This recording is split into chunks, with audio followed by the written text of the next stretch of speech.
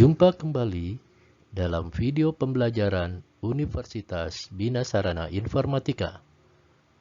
Pada kesempatan kali ini, kita akan membahas tentang neraca pembayaran internasional.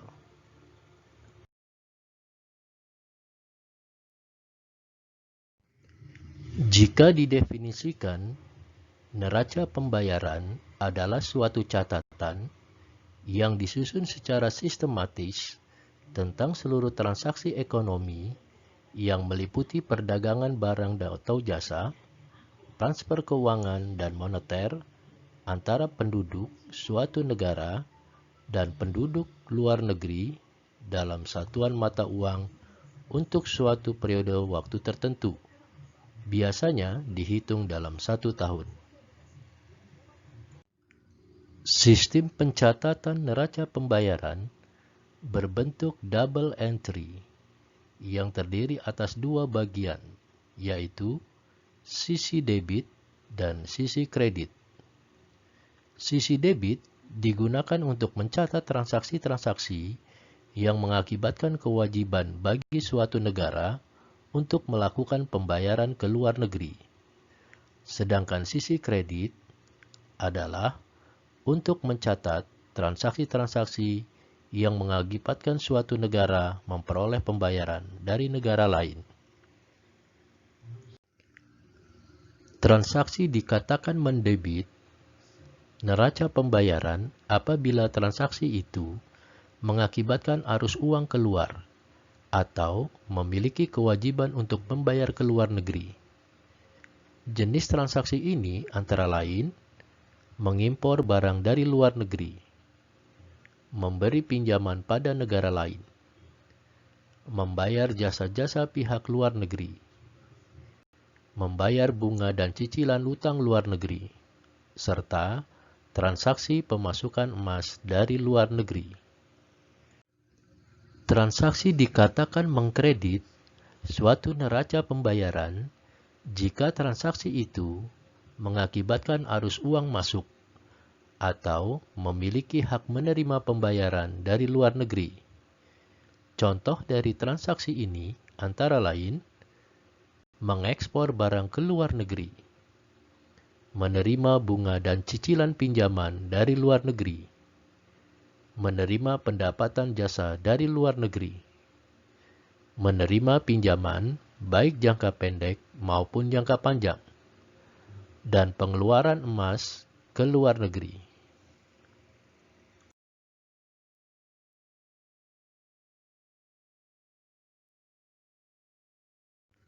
Fungsi suatu neraca pembayaran dalam perekonomian suatu negara antara lain, yang pertama yaitu untuk menentukan langkah-langkah pemerintah di bidang ekonomi.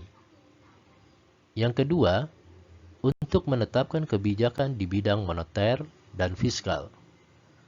Yang ketiga, untuk mengetahui pengaruh atau hubungan ekonomi internasional terhadap pendapatan nasional. Yang keempat, menetapkan kebijakan di bidang politik perdagangan internasional.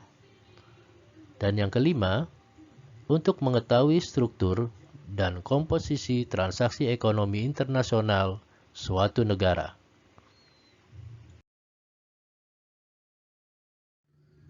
Komponen dari neraca pembayaran terdiri dari beberapa macam. Yang pertama yaitu neraca transaksi berjalan.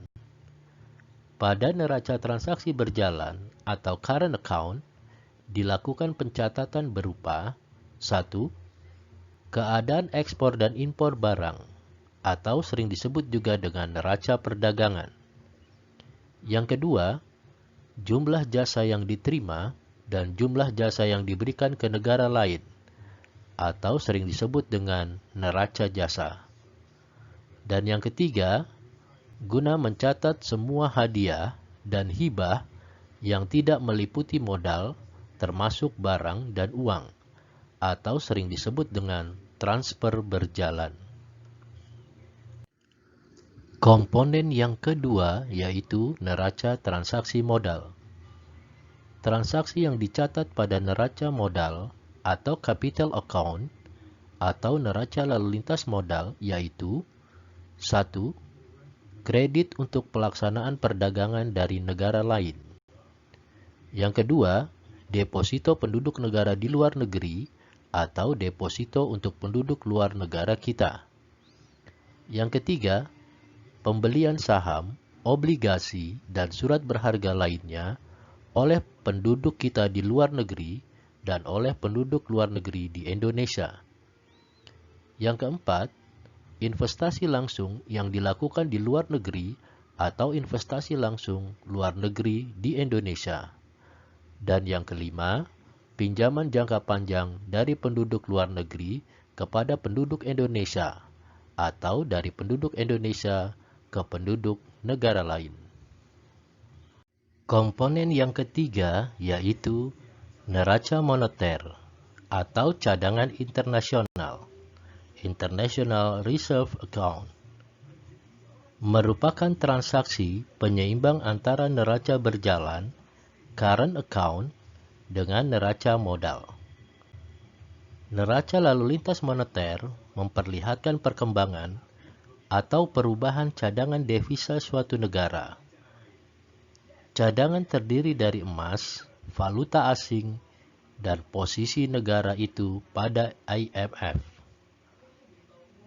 Tanda positif menunjukkan berkurangnya cadangan devisa, dan tanda negatif menunjukkan bertambahnya cadangan devisa.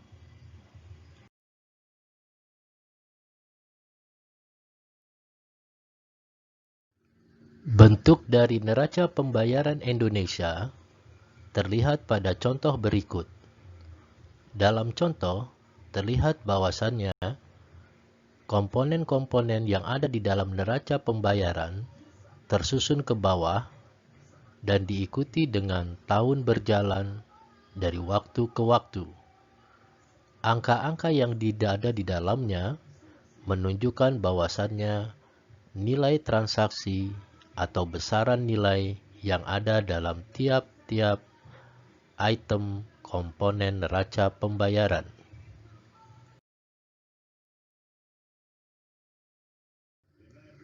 Tujuan dari diadakannya neraca pembayaran pada setiap negara antara lain, yang pertama, untuk mengetahui peranan sektor eksternal dalam perekonomian suatu negara. Yang kedua, untuk mengetahui aliran sumber daya antar negara. Yang ketiga, untuk mengetahui struktur ekonomi dan perdagangan suatu negara. Yang keempat, untuk mengetahui permasalahan hutang luar negeri suatu negara. Yang kelima, untuk mengetahui perubahan posisi cadangan devisa suatu negara. Dan yang keenam, untuk mengetahui sebagai sumber data dan informasi dalam penyusunan anggaran devisa. Neraca pembayaran memiliki pengaruh terhadap perekonomian suatu negara, khususnya di Indonesia. Pengaruh tersebut dapat dibedakan antara lain, yang pertama, terhadap perubahan kurs devisa. Jika neraca pembayaran defisit, maka kurs valuta asing mengalami kenaikan dan kurs rupiah mengalami penurunan. Dan bila terjadi surplus, maka kurs valuta asing mengalami penurunan dan kurs rupiah mengalami kenaikan. Yang kedua, yaitu pengaruh terhadap perubahan harga. Jika ekspor lebih besar daripada impor, berarti barang yang ada di dalam negeri sangat laku terjual di luar negeri. Maka harga barang dalam negeri menjadi meningkat. Pengaruh yang ketiga yaitu pada perubahan tingkat pendapatan. Ekspor merupakan komponen pendapatan nasional, sehingga berubahnya nilai ekspor akan mengakibatkan berubahnya pendapatan nasional. Dan yang terakhir, yang keempat, yaitu pengaruhnya terhadap perubahan tingkat bunga. Jika investasi dari luar negeri banyak mengalir ke dalam negeri, maka tingkat bunga yang berlaku rendah, karena hubungan antara tingkat bunga dengan tingkat investasi adalah berbanding terbalik. Sebaliknya, jika investasi yang terjadi menurun, maka tingkat bunga yang berlaku akan tinggi.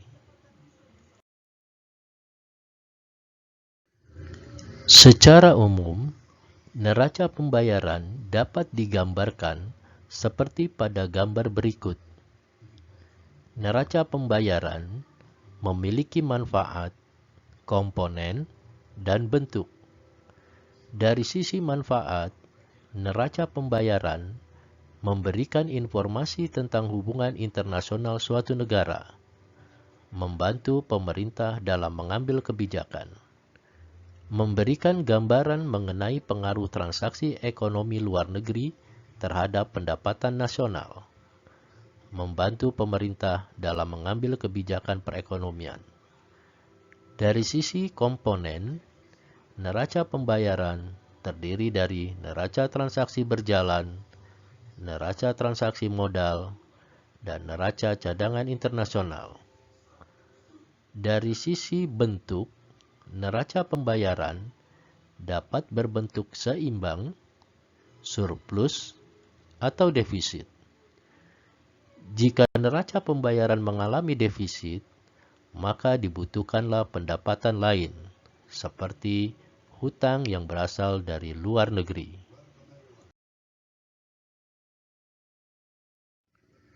Demikian tadi penjelasan mengenai neraca pembayaran internasional.